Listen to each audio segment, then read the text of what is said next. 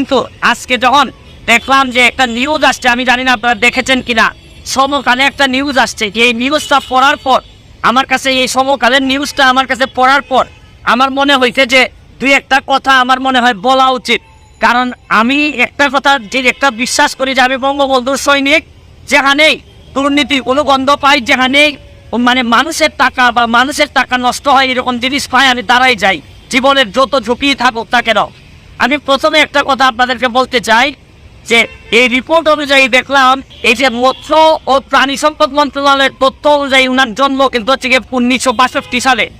1962 সালে উনার জন্ম হয়ে থাকলে উনি মুক্তিযোদ্ধা হিসাবে দাবি করতেছেন, উনার সার্টিফিকেট আছে মুক্তিযোদ্ধার, এবং উনি 71 সালে যদি মুক্তিযুদ্ধ হয়ে থাকে তাহলে উনার বয়স হয় মাত্র 9 বছর।